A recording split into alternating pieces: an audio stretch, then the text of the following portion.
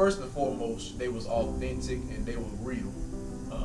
I watched some of the videos, and like Cleave and Clay and the Pilgrim Jubilees, they had such a flow. Like every single one of them, like they all had their own unique style. They didn't copycat other folks.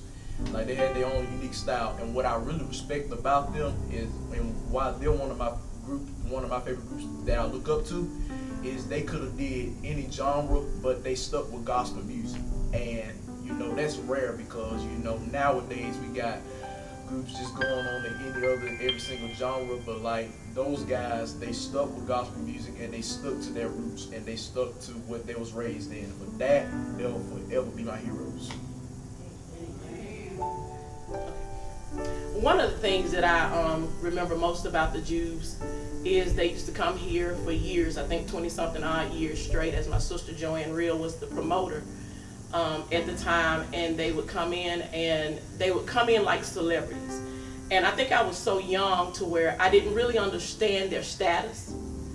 And I took it for granted. They was just, you know, the Pilgrim Jubilees, they was the Jews from Horse Nation, from New Zion, Houston church family. You know, you hear them, you hear some of the songs that they sing, they talk about, you know, the way they was raised and the way their mom took them to church at New Zion. And, I mean, this stuff is, these places are places, tangible places that we touch.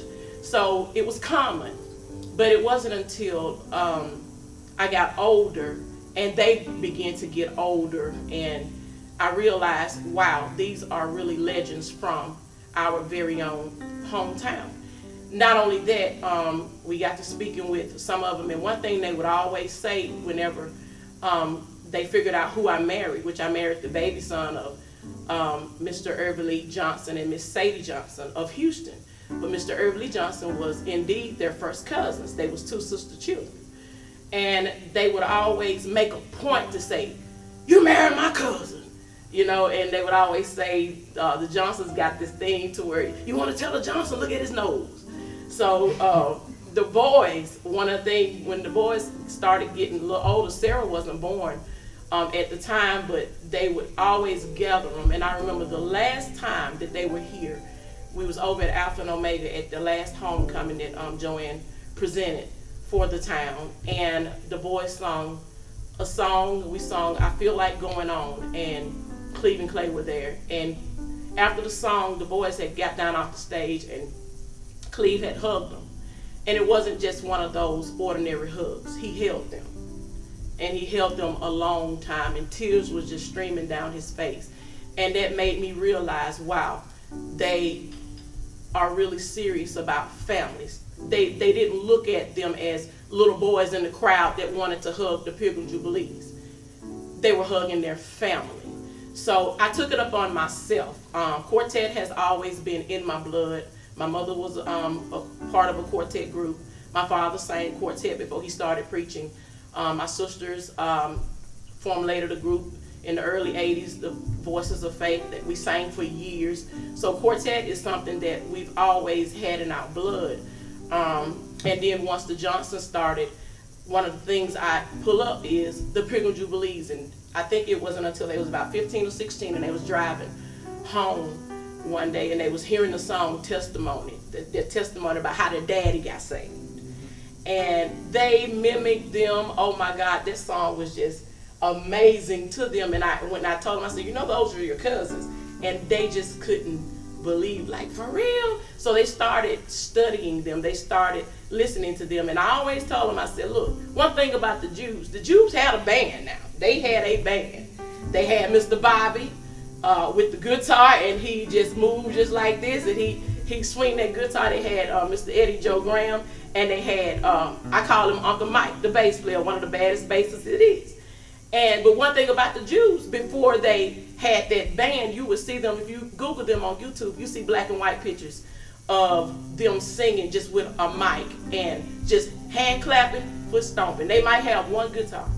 And that made me, inspire me to let my children know all the hoopla is okay. You can have the tracks and you can have the 10-person band. But if you want to touch the heart of God, you know, the biggest instrument you have is your voice.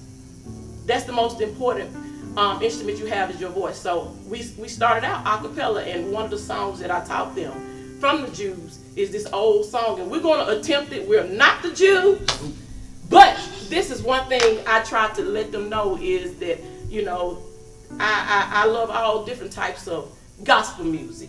I love gospel rap. I love contemporary. I love traditional. But quartet and a cappella will always be in my core. So I call them around, and we get around in the living room, and I tell them, look, we're finna sing one of the Jews songs, and this is the one I taught them. Cheer the old.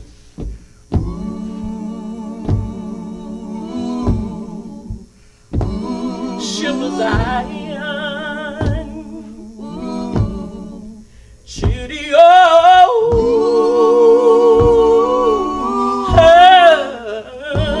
ship of Zion, hey, cheer the old, ship of Zion. Somebody might want to see Jesus. Step on board. Yeah, if you want to see Jesus, that's all you do. Oh, step on board. Follow me and follow me. Ooh. Ain't no danger. Ain't no danger. Oh, in God's water. Ain't no danger, oh, in God's water. Oh, Lord, I know, ain't no danger in God's water. I encourage you, if you're not, to step on board. Oh, yeah, if you want to see Jesus. Oh, let's go and follow. It pays to follow Jesus. Yeah. It is landed. Ooh. It is landed. Many of thousands. Oh, it is landed. Many of thousands. Oh, Lord, I know. Lord, I know. Lord, I know. Lord, I know. Many a thousands, it is landed. So step on Board. If you want to see Jesus, oh, step on board and follow me. Ooh. It is landed. It is landed. Somebody's mother. Somebody's mother. It is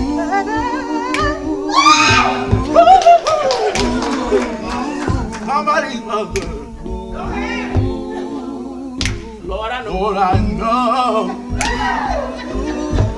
It is landed. It is landed. Step on board if you want to see Jesus. Oh, step on board.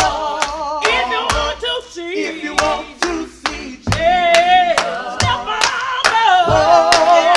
step on board. Just anybody can't go home now. Can't go home. You gotta be right. You gotta be ready.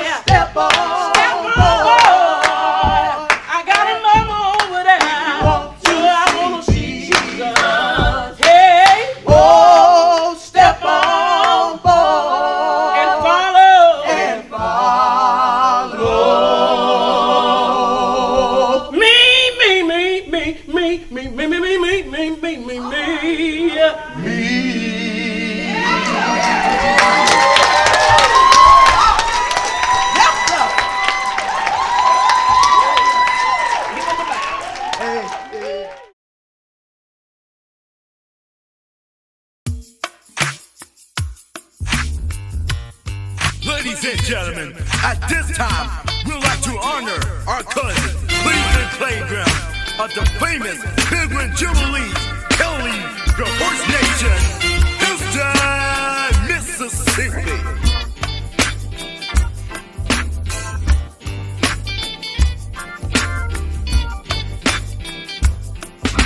Wherever you go, whatever you do, please don't forget to sing a church song. Yeah, yeah. Oh, I like to hear a church song. Ha ha ha! Johnson's, that sound good, but it is not good enough. Come on, say it one more time, say it again. Oh, I like to hear a church song. Yeah, yeah. You know what? I want my brother Kirklyn to sing it by himself. Kirklyn, say it one more time, say it again. Oh, I like to hear a church song. Yeah, that's it, bro. Ooh, yeah. Amazing grace, how sweet it sounds. Oh, yeah. To save a wretch like me. I once was lost, yes, sir, but now I found. Was blind, but now I see. Oh, yeah, yeah, yeah. That's a church song. Oh, I like to hear a church song. Mom, you might as well sing this verse for me. Come on. Oh, I want to see, look up on his face, there to sing forever, well, of his saving grace. On the streets of glory, let me lift my voice. Hands off past, home at last, ever to rejoice. Yes, it is, y'all. Oh, I like to hear a church song. That sounds so good to me. Now, Kirkley, can you sing the verse for me, please? Come on! But Jesus bear his cross alone, and all of the world go free. Then there is a crown for everyone, and there's got to be a cross for me. Yeah, yeah. Good God Almighty. Oh, yeah. Oh, I like to hear. Oh, yeah. Ooh, yeah. Oh, I like to hear a church song. I don't know about you, this all I want to hear. Oh, I like to hear a church song. You need a church song. Come on.